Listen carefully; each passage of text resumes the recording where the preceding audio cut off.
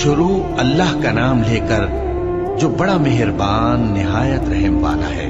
الف لام را، یہ کتاب روشن کی آیتیں ہیں۔ ہم نے اس قرآن کو عربی میں نازل کیا ہے تاکہ تم لوگ سمجھ سکو۔ اے پیغمبر، ہم اس قرآن کے ذریعے سے جو ہم نے تمہاری طرف بھیجا ہے تمہیں ایک نہایت اچھا قصہ سناتے ہیں، اور تم اس سے پہلے بے خبر تھے۔ جب یوسف نے اپنے والد سے کہا کہ ابا، میں نے خواب میں 11 ستاروں اور سورج اور چاند کو دیکھا ہے، دیکھتا کیا ہوں کہ وہ مجھے سجدہ کر رہی ہیں۔ انہوں نے کہا کہ بیٹا، اپنے خواب کا ذکر اپنے بھائیوں سے نہ کرنا، نہیں تو وہ تمہارے حق میں کوئی چال چلیں گے۔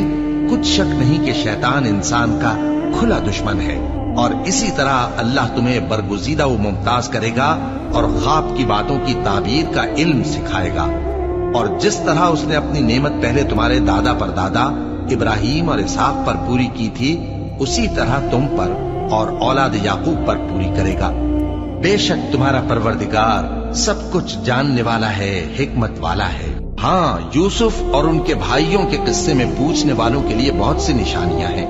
جب انہوں نے آپس میں تذکرہ کیا کہ یوسف اور اس کا بھائی ابا کو ہم سے زیادہ پیارے ہیں، حالانکہ ہم جماعت کی جماعت ہیں، کچھ شک نہیں کہ ابا کھلی غلطی پر ہیں۔ یوسف کو یا تو جان سے مار ڈالو یا کسی ملک میں پھینک آؤ، پھر ابا کی توجہ صرف تمہاری طرف ہو جائے گی، اور اس کے بعد تم نیک لوگوں میں ہو جاؤ گے۔ ان میں سے ایک کہنے والے نے کہا کہ یوسف کو جان سے نہ مارو، کسی اندھے کنویں میں ڈال دو کہ کوئی راہگیر اسے نکال کر کسی دوسرے ملک میں لے جائے گا۔ اگر تم کو کرنا ہی ہے تو یوں کرو۔ یہ مشورہ کر کے وہ اپنے والد سے کہنے لگے کہ ابا جان، کیا سبب ہے کہ آپ یوسف کے بارے میں ہمارا اعتبار نہیں کرتے؟ حالانکہ ہم اس کے خیر خواہ ہیں، کل اسے ہمارے ساتھ بھیج دیجئے کہ خوب میوے کھائے اور کھیلے کودے، ہم اس کے نگہبان ہیں۔ انہوں نے کہا کہ یہ امر مجھے غمناک کیے دیتا ہے کہ تم اسے لے جاؤ، یعنی وہ مجھ سے جدا ہو جائے، اور مجھے یہ بھی خوف ہے کہ تم کھیل میں اس سے غافل ہو جاؤ اور اسے بھیڑیا کھا جائے۔ وہ کہنے لگے کہ اگر ہماری موجودگی میں کہ ہم ایک طاقتور جماعت ہیں اسے بھیڑیا کھا گیا تو ہم بڑے نقصان میں پڑ گئے۔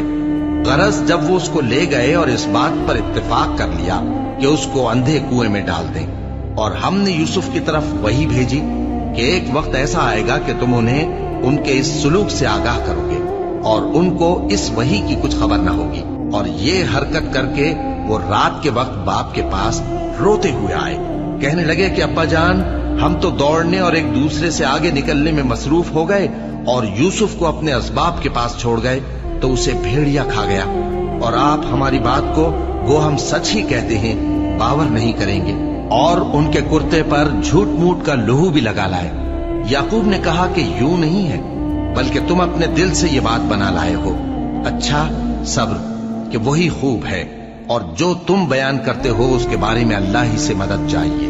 اور اب اللہ کی شان دیکھو کہ اس کنویں کے قریب ایک قافلہ آوارد ہوا اور انہوں نے پانی کے لیے اپنا سقا بھیجا، تو اس نے کنویں میں ڈول لٹکایا، یوسف اس سے لٹک گئے۔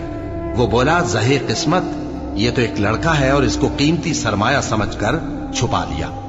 اور جو کچھ وہ کرتے تھے اللہ کو خوب معلوم تھا، اور انہوں نے اس کو تھوڑی سی قیمت یعنی معدود چند درہموں پر بیچ ڈالا، اور وہ اس سے بیزار ہو رہے تھے۔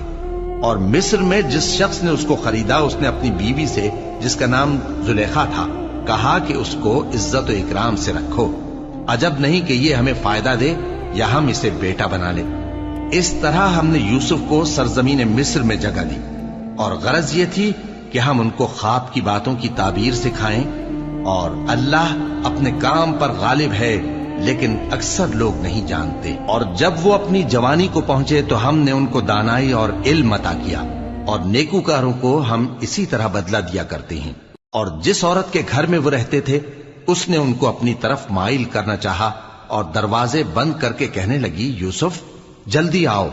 انہوں نے کہا کہ اللہ پناہ میں رکھے، وہ یعنی تمہارے میاں تو میرے آقا ہیں، انہوں نے مجھے اچھی طرح سے رکھا ہے، میں ایسا ظلم نہیں کر سکتا، بے شک ظالم لوگ